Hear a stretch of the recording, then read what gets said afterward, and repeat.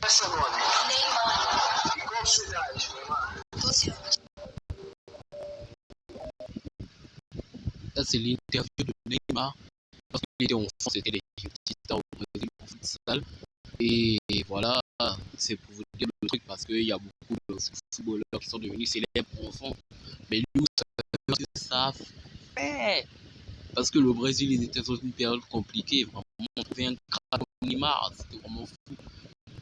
Il y a aussi un truc qui m'étonne chez Neymar, c'est qu'au début de sa signature au PSG, il ressemblait à ça, tout maigre, comme une star, venu pour conquérir le ballon d'or. Et à la fin du parcours, on voit bien où est la différence. Et ça, c'était à l'anniversaire de Romario, vous connaissez, gros bidon, gros, voilà, gros pack, vous connaissez. Et Ronaldo ne sera pas là pour faire sa carrière jusqu'à sa descente. On va faire sa descente aux enfers tout de suite. Et je vais aussi vous dire mon ressenti. Ah non, mais les 2010, moi, je suis un gars qui aime comparer les générations, mais vraiment les 2010. Vous êtes une génération de losers, ça. Et pas seulement les 2010, 2011, 2012, vous êtes tous des générations de losers. Parce que vous avez connu les Mbappé et tout. Nous, on a connu ça, les gars. On a connu la crème de la crème. Si vous, c'est Vinicius là, nous, c'était lui. Le meilleur ailier du monde. Voire de tous les temps pendant une période. Parce que vraiment, aucun ailier a eu des stats que Neymar avait à son prime. Ronaldinho prime n'avait pas les stats de Neymar, frère. Neymar 2016-2017, dernière saison. Remontada, mes frères. Pour vous dire à quel point le numéro 10 a perdu sa valeur, Neymar, il est blessé. Et c'est Rodrigo qui prend le numéro 10. Bon, c'est pas un mauvais joueur, hein. J'aime beaucoup Rodrigo. Je le trouve même meilleur que Vinicius. Mais les gars, Rodrigo, il n'a pas le calibre d'un numéro 10 en fait. C'est ça le problème en fait. Ça a perdu de sa valeur parce que le Brésil, numéro 10, c'est Ronaldinho, les grands joueurs. Rodrigo, c'est vrai que ça change, mais bon. Mais bon, vu le cauchemar qu'il a vécu à Paname, on peut comprendre que le Brésilien et le Brésil ont commencé à se dire que ouais, le numéro 10 ne vaut pas un joueur comme ça. Vous allez être impressionné de la tournure qu'après la carrière de Neymar après 2017, surtout à propos de sa valeur marchande qui était de 222 millions, frérot. Ça, c'est la valeur marchande des meilleurs joueurs en 2017. Et tous ces noms me donnent déjà la nostalgie, les gars. C'est une maladie, la nostalgie. Vraiment, c'est une vraie maladie. Il y a 9 joueurs de Première Ligue, 5 joueurs de Liga, 2 de Bundesliga, 2 de Serie A et 2 de Ligue 1 quand même. Faut dire les choses. Firmino était à la 10e place et c'est 85 millions. Jusqu'au premier qui était Neymar. Et Dele Ali était la plus grosse valeur marchande derrière Neymar quand même. C'était chaud. Ah oui, et Dele Ali va vous raconter son histoire, je vous le promets. Hein. Vraiment, ça arrive très vite, Dele Ali. Mais vraiment, Neymar 210 millions de valeur marchande des frères. Ah, Mbappé était quand même déjà là. À Monaco, on connaît. Mais sinon, ouais, ça renonce la nostalgie. Pogba était encore le milieu de terrain le plus cher du monde. Hazard était le deuxième ailier le plus cher du monde. Ronaldo était encore le meilleur numéro 9 au monde. Lukaku aussi était assez cher. Et Messi, voilà, on connaît, c'est le GOAT.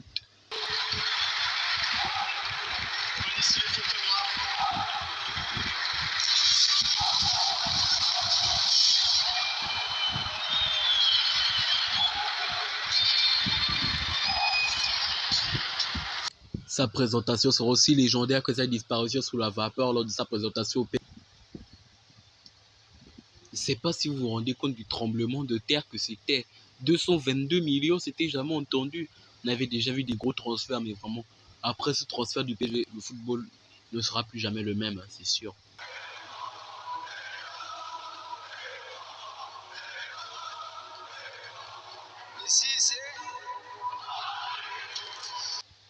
Neymar fait des bons débuts au PSG et il continue à faire ce qu'il fait de mieux, briller et faire briller les autres.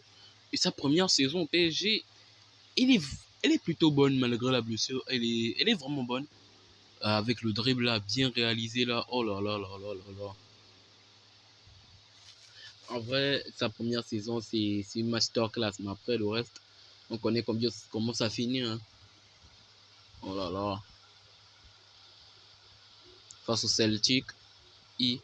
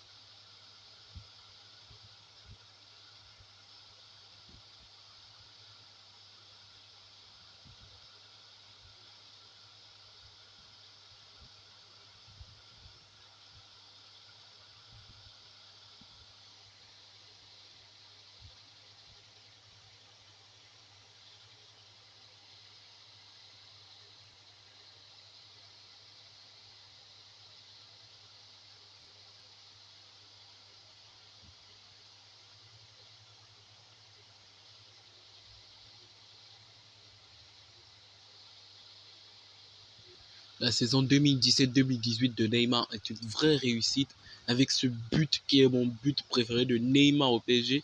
C'est pas pourquoi je l'ai monté en fait. La manière dont ça a traversé le gardien de tous les joueurs sans quoi ça les touche. C'est vrai que c'était un joli but. Et il va finir la saison avec 34 buts, toutes compétitions confondues. C'est vraiment une énorme saison, une saison d'un joueur de classe mondiale, malgré la blessure.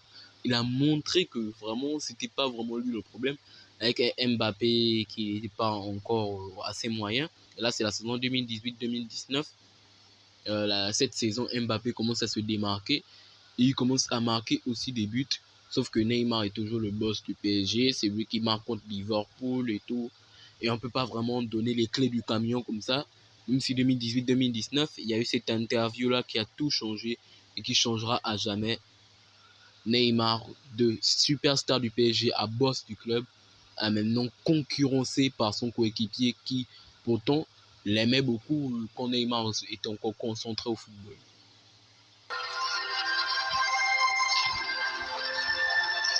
Bonjour. Non, plus sérieusement, c'est vraiment un plaisir. Voilà, c'est le seul trophée qui me manquait. Voilà, je voulais ce titre pour entrer dans l'histoire encore plus. Je suis le premier, le seul. Donc c'est...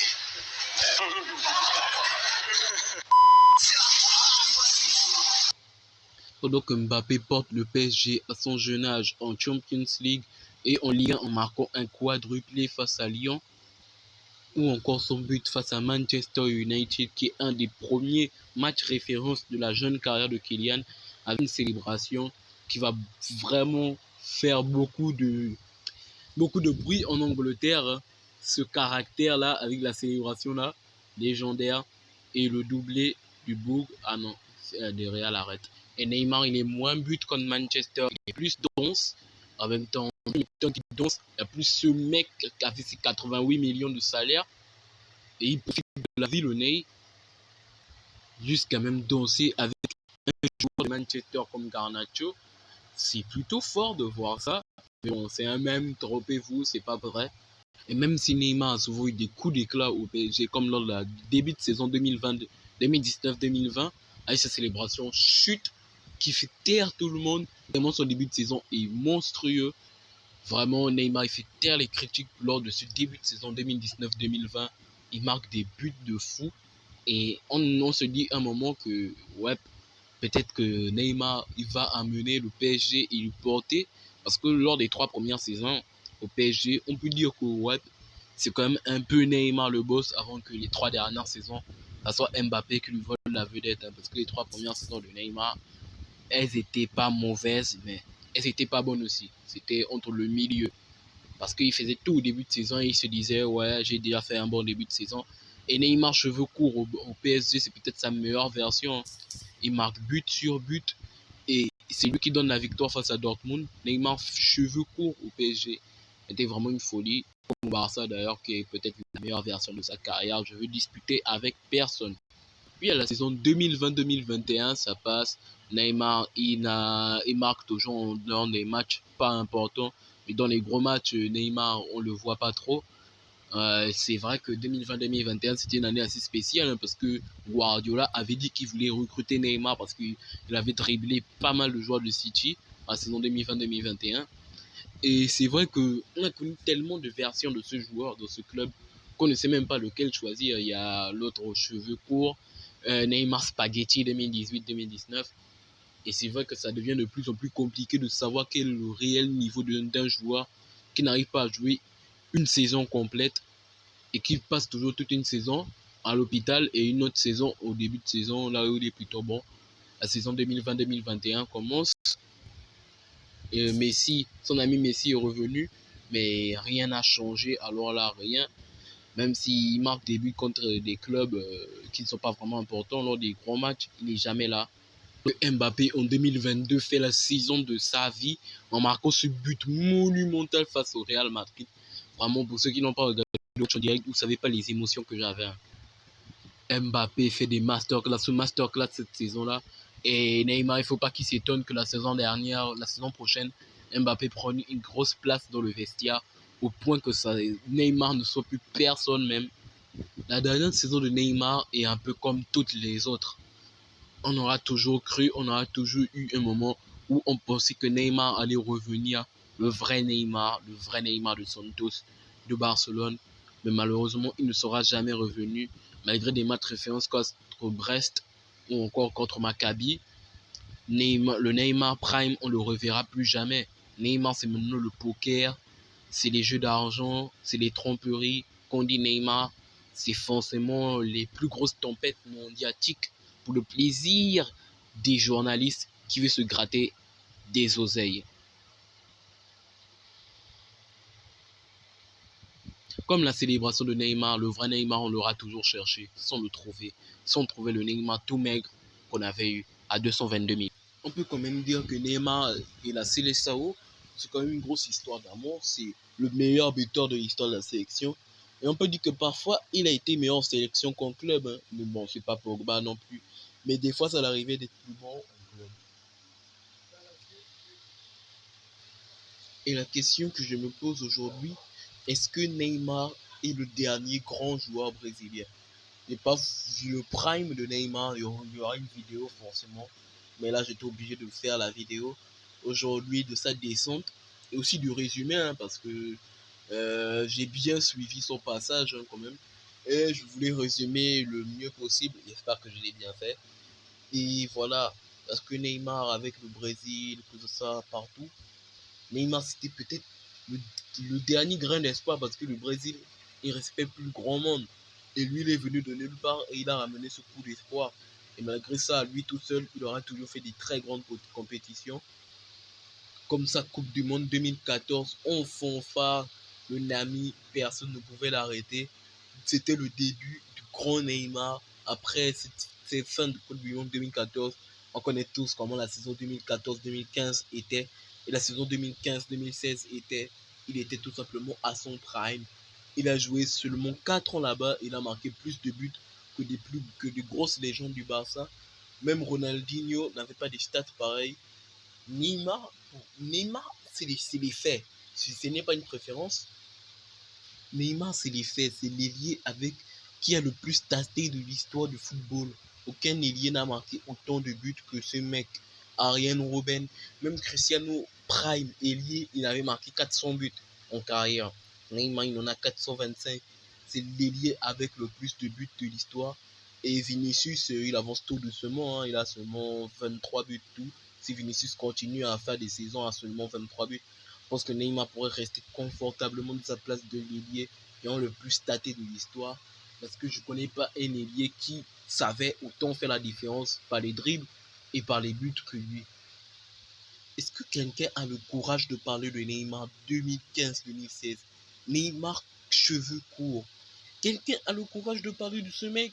Mais non, parce qu'il humiliait tout le monde, le Nami. Le Nabo, il humiliait tout le monde avec tous les gestes.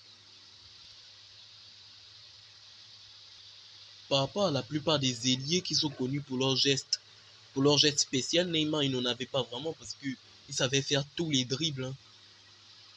Le jeune Ronaldo 2007-2008 de Manchester, il avait son Ronaldo Shop hein, et même au Real, il le gardait quand même un peu. Messi, c'était plutôt les crochets courts à la 1, Calamessi, ah, gol.